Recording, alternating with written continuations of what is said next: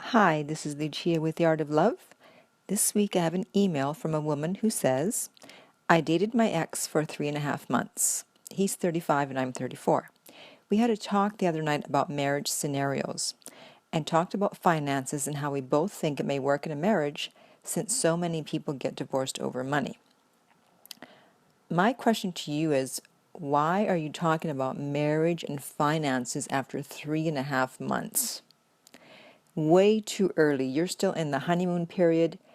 You're still supposed to be building a relationship. You don't even know if you're going to get married. This is something too serious to be discussing too soon. I know you may think, oh no, well, we want to do it right and discuss it right away.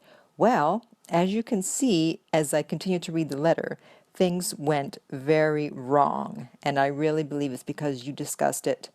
One of the reasons it went wrong, you discussed it way too soon. Okay, continuing. I told him I think with both people working, each individual should have their own money and a joint bank account to contribute the same amount in the account so no one feels like they're doing more or less and it's equal. So I don't agree. It can only be equal if you both earn roughly the same amount of money.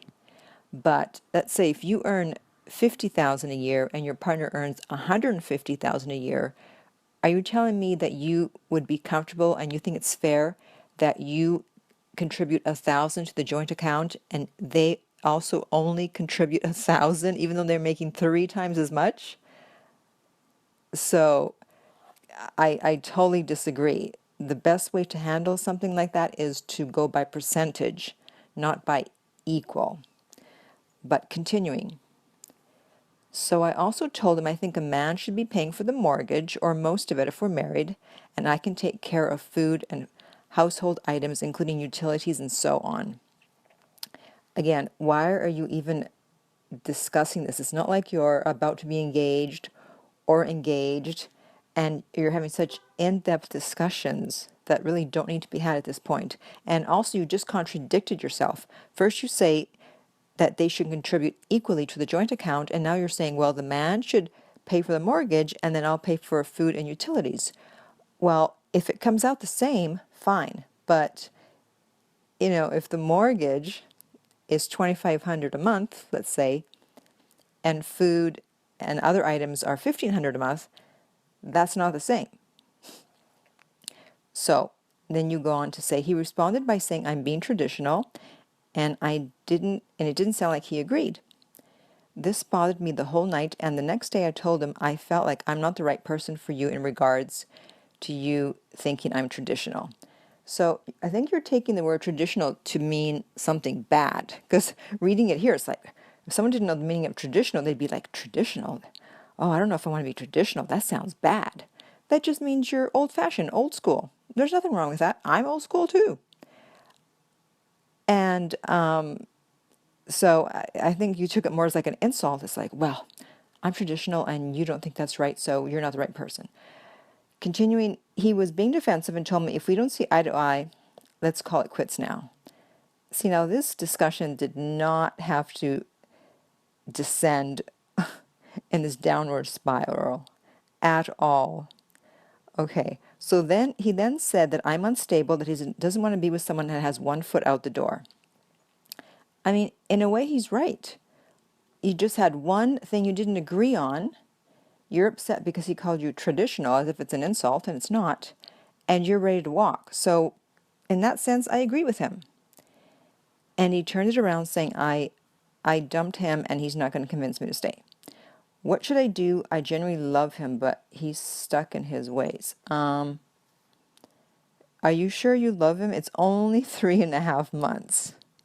You're still in the honeymoon period. It might probably still is infatuation. So I don't know if I believe that I genuinely love him thing.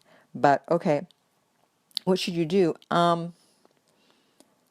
Until you understand that relationships are negotiated and you can't just bail when you have a disagreement, then you probably shouldn't do anything. You probably shouldn't even be in a relationship, because you can't just leave if the person doesn't agree with you.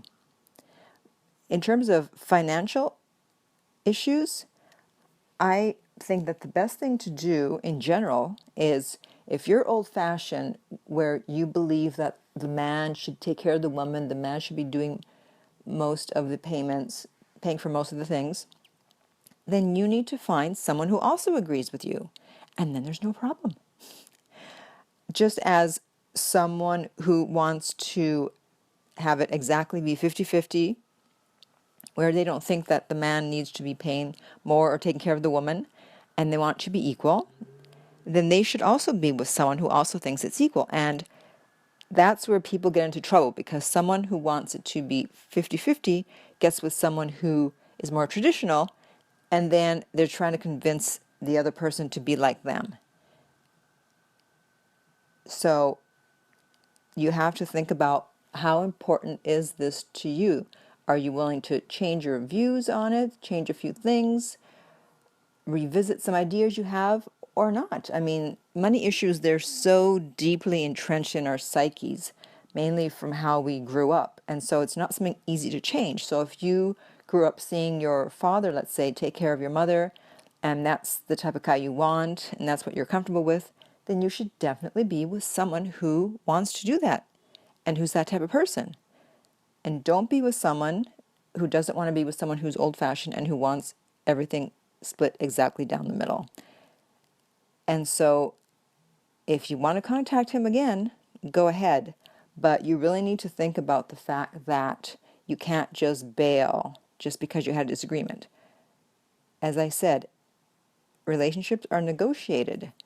And so you have to learn how to negotiate rather than just taking your ball and going home whenever things don't go your way. Okay, so if anyone has any comments or questions about this or anything else related to dating, love, and relationships, you can contact me at my website, theartoflove.net. If you're listening to this on iTunes, I would appreciate if you would rate and review the podcast. And finally, remember that love inspires, empowers, uplifts, and enlightens.